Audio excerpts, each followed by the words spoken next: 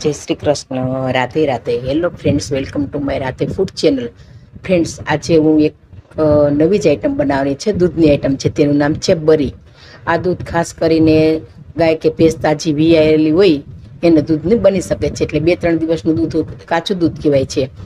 तो तेमांथी बने छे अने अर्धो पोणो कलाक बनावता लागे छे अने मीडियम फ्लेम पर आपणे बनावीशुं। तो अहींया मैं एक तपेलामां आ 2 लीटर गायनुं ताजुं दूध एवुं लीधेलुं छे। हवे चालो आपणे आगळनी प्रोसेस करीए। काचा दूधने आपणे कन्टिन्यू हलाववाथी 5 मिनिट थई गई छे अने आपणुं थोडुं दूध छे ए घट थवा लागी छे, तमे जोई शको छो। हवे आपणे खांड उमेरीशुं। खांड साथे साथे पाकी जईए। तो अहींया आ 1 वाटको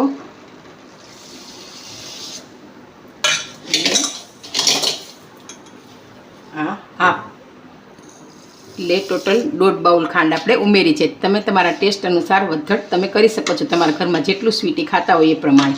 તો આપણે કન્ટિન્યુ ચલાવતા રહીશું તો ખાંડ પણ આમાં એબ્ઝોર્બ થઈ જશે અને જો આપણું દૂધ પણ હવે થોડું ઘટ થવા માંડ્યું છે।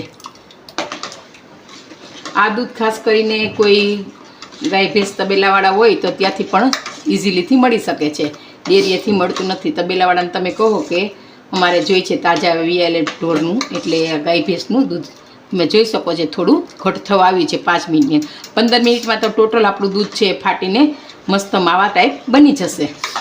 તો કન્ટિન્યુ આપણે ચલાવતા રહીશું। ફ્રેન્ડ્સ, આપણે હવે 10 મિનિટ થવા લાગે છે ને તમે જુઓ છો કે લગભગ આપણું 60-70% દૂધ છે એ ઘટ થવા લાગે છે। મીડિયમ ફ્લેમ પર રાખશો, કદાચ ફૂલ ફ્લેમ પર ચલાવો નહીં તો નીચે બળી જવાની બીક લાગે, એટલે મીડિયમ ફ્લેમ આપણે રાખીશું। 3 દિવસનું દૂધ હોય તો તરત થઈ જાય, અથવા વધારે ઝાઝા દિવસનું દૂધ હોય તો થોડું પાણી પણ તમે ગરમ થયા પછી સાઈડમાં કાઢી શકો છો।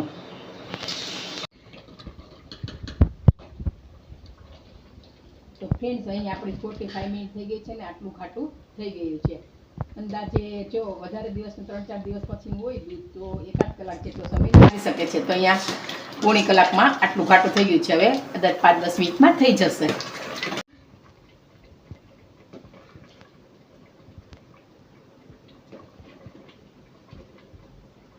હવે ફ્રેન્ડ્સ, આપણા લચકાદાર દૂધ બની ગયું છે બળી ટાઈપ, અને આપણે હવે રૂમ ટેમ્પરેચરમાં રાખીશું અને ઠંડુ થવા દેશું। આ ટાઈપનું સ્ટ્રક્ચર બની ગયું છે, તમે જોઈ શકો છો મસ્ત મજાનું માવા ટાઈપ બની ગયું છે। તો ફ્રેન્ડ્સ, અહીંયા 1 કલાકને અંતે આપણી બળી સરસ મજાની થઈ ગઈ છે અને તમે જોઈ શકો છો કે સાવ માવા ટાઈપ થઈ ગઈ છે। હવે આપણે સર્વિંગ બાઉલમાં આપણે કાઢીશું। અને ફ્રેન્ડ્સ, આ આપણા બધાના હેલ્થ માટે બહુ જ સારી છે અને બાળકો તો આ બળી ખાય ત્યારે આંખમાં ખૂબ જ સારું છે। વિટામિન એથી ભરપૂર આ દૂધ હોય છે, તેથી બધા વિટામિન્સ આમાં મળી રહે છે। તો ચાલો એક સર્વિંગ બાઉલમાં આપણે કાઢીશું। અંતે 1 કલાક બાદ મસ્ત મજાનો લચકા ટાઈપ માવા ટાઈપ બની ગઈ છે।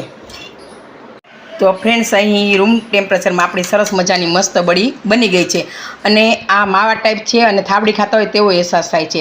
તો કોઈ થાળીમાં પીસ કરીને ખાય છે ને, પરંતુ આ ખાવાની લિજ્જત કંઈક ઓર જ હોય છે।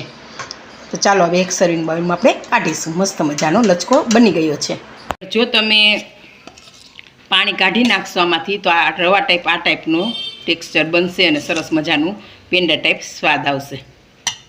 તો ફ્રેન્ડ્સ, અહીં સરસ મજાની થાબડી ટાઈપ આપણી બળી તૈયાર છે અને આમાં એલાચી પાવડર અને ડ્રાયફ્રૂટ પણ એડ કરી શકાય છે, પરંતુ મારા ચિલ્ડ્રન એવોઇડ કરે છે એટલે મેં એડ કરેલ નથી, તમે એડ કરી શકો છો।